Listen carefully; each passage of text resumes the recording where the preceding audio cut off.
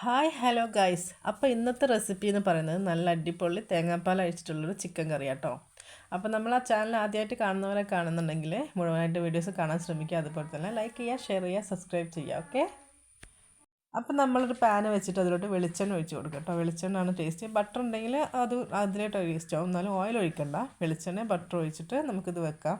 അപ്പോൾ അതിലോട്ട് വെളുത്തുള്ളി ചെറുതായിട്ട് അരിഞ്ഞതും കറിവേപ്പിൻ്റെലും പച്ചമുളകുമാണ് ഇട്ട് കൊടുത്തിട്ടുള്ളത്. അത് നന്നായിട്ടൊന്ന് മൂപ്പിച്ചെടുക്കട്ടോ. ആ സമയത്താണ് പിന്നെ നമ്മൾ അത് മൂത്ത് വരുന്ന സമയത്താണ് അതിലോട്ട് ഉള്ളി ചേർത്ത് കൊടുക്കുന്നത്. അപ്പോൾ വലിയ ഉള്ളിയല്ല, ചെറിയ ഉള്ളിയാണ് ചേർത്ത് കൊടുക്കുന്നത്. അത് ഇതുപോലെ കുറച്ചധികം എടുത്തിട്ട് ചെറുതായിട്ട് അരിഞ്ഞ് ചേർത്ത് കൊടുക്കുക. കൂടെ തന്നെ ഉപ്പും ചേർത്ത് കൊടുത്താൽ പെട്ടെന്ന് തന്നെ അത് വഴണ്ട് കിട്ടും കേട്ടോ. ഒന്ന് ഈ ഉള്ളിയും തക്കാളിയൊക്കെ നന്നായിട്ട് വെന്തതിന് ശേഷം കേട്ടോ നമ്മളിവിടത്തിൽ മസാലപ്പൊടി ഇട്ട് കൊടുക്കുന്നത്. അപ്പോൾ ഉള്ളിയും തക്കാളിയൊക്കെ ഒന്ന് സൈഡാക്കി വെച്ചതിന് ശേഷം നമുക്ക് മസാലപ്പൊടികളായിട്ട് ഞാനിവിടെ എടുത്തിട്ടുള്ളത് മഞ്ഞൾപ്പൊടി എടുത്തിട്ടുണ്ട്. അതുപോലെ തന്നെ മല്ലിപ്പൊടി, ഗരം മസാല, പിന്നെ കുരുമുളക് പൊടി എരിവിനനുസരിച്ച്, പിന്നെ മുളക് പൊടി കാശ്മീരി മുളക് പൊടി കേട്ടോ. അതാകുമ്പോൾ കൂടുതൽ എരിവുണ്ടാവില്ല, കുട്ടികൾക്കൊക്കെ കഴിക്കാനും പറ്റും. കുരുമുളക് പൊടി ഇച്ചിരി നമ്മൾ ഒരിത്തിരി എരിവിന് മാത്രമായിട്ട് ഇട്ട് കൊടുത്താൽ മതി. പിന്നെ നമ്മൾ 2 പച്ചമുളക് ഇട്ട് കൊടുത്തിട്ടുണ്ടല്ലോ, അത് മതി.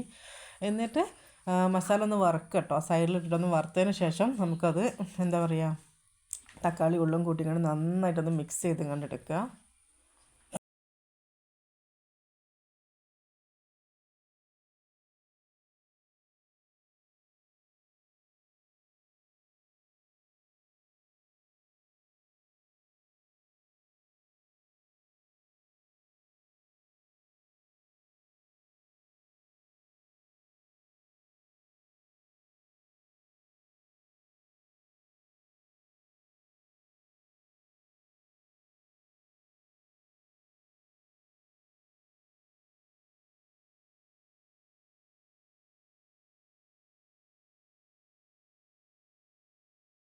നമുക്ക് അതിലോട്ട് നമ്മൾ കഴുകി വൃത്തിയാക്കി വെച്ചിട്ടുള്ള ചിക്കനും കൂടി ചേർത്ത് കൊടുത്തിട്ട് നന്നായിട്ടൊന്ന് മിക്സ് ചെയ്ത് കൊടുക്കുക കേട്ടോ. എന്നിട്ടത് തീ സിമ്മിലിട്ടിട്ട് നമുക്കൊന്ന് അടച്ച് വെച്ചിങ്ങാണ്ട് ചിക്കനൊക്കെ വേവിച്ചെടുക്കുക. നമ്മൾ ഇതിലോട്ട് വെള്ളം ഒഴിച്ച് കൊടുക്കുന്നില്ല. അപ്പം അടച്ച് വെക്കുമ്പോൾ വരുന്ന നീരാവി ഉണ്ടല്ലോ, അതിൽ വെള്ളം തന്നെ അതിലോട്ട് ആയിട്ട് ചിക്കനൊക്കെ നന്നായിട്ട് വെന്ത് വരും കേട്ടോ.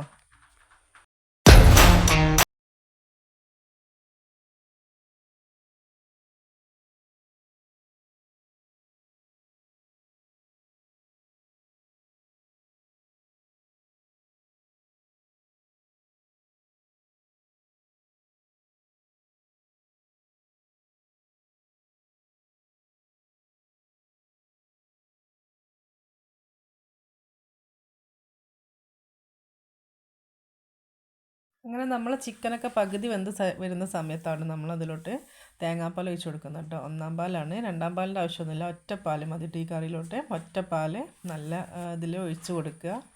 ഒഴിച്ച് കൊടുത്തതിന് ശേഷം അതിലോട്ട് കുറച്ച് മല്ലിയിലയും കൂടി ചേർത്തുകൊണ്ട് നന്നായിട്ടൊന്ന് തിളപ്പിച്ച് വറ്റിച്ചെടുക്കുക കേട്ടോ. ഒന്ന് തീ കൂട്ടി നന്നായിട്ട് തിളച്ചതിന് ശേഷം തീ ഒന്ന് കുറച്ച് വെച്ച് അടച്ച് വെച്ച് കഴിഞ്ഞാൽ എന്താ പറയുക, കറി നന്നായിട്ട് കുറുകി വരും.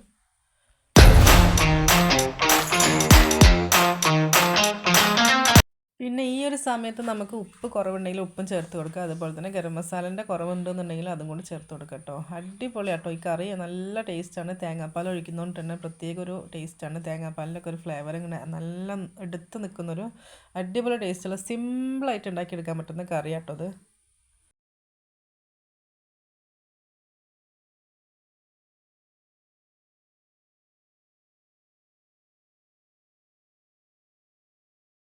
നമ്മളെ കറിയൊക്കെ ഇവിടെ റെഡിയായി വന്നിട്ടുണ്ട് കേട്ടോ. അടിപൊളി ടേസ്റ്റാണ്. അപ്പം നമ്മൾ ഈ മൂടി തുറക്കുമ്പോഴുള്ള വെള്ളം കറിയിലോട്ട് തന്നെ ഒഴിച്ച് കൊടുക്കുന്നുണ്ട്. പുറത്ത് ഒഴിവാക്കേണ്ട ആവശ്യമൊന്നുമില്ല.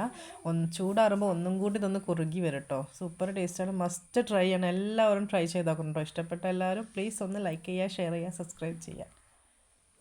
പിന്നെ ഇതെന്ന് വെച്ചാൽ നെയ്ച്ചോറിൻ്റെ കൂടെയും പത്തിരിൻ്റെ കൂടെയും അതുപോലെ തന്നെ എന്തിൻ്റെ കൂടെ നമുക്ക് കഴിക്കാനും പറ്റുന്നൊരു ടൈപ്പ് കറി കേട്ടോ. കാരണം തേങ്ങാപ്പാലിൻ്റെ കറിയാകുമ്പോൾ വെള്ളപ്പത്തിലൊക്കെ നല്ല ടേസ്റ്റ് ഉണ്ടാവും കേട്ടോ. അപ്പോൾ നമ്മൾ കറിയൊക്കെ സെറ്റ് ആയതുകൊണ്ട് നമ്മൾ വീഡിയോസൊക്കെ ഇവിടെ അവസാനിക്കുകയാണ്. അപ്പോൾ നമ്മൾ വീഡിയോ ഇഷ്ടപ്പെട്ടെന്ന് വിചാരിക്കുന്നു. ഇഷ്ടപ്പെട്ട പ്ലീസ് ലൈക്ക് ചെയ്യുക, ഷെയർ ചെയ്യുക, സബ്സ്ക്രൈബ് ചെയ്യുക. ടാറ്റാ.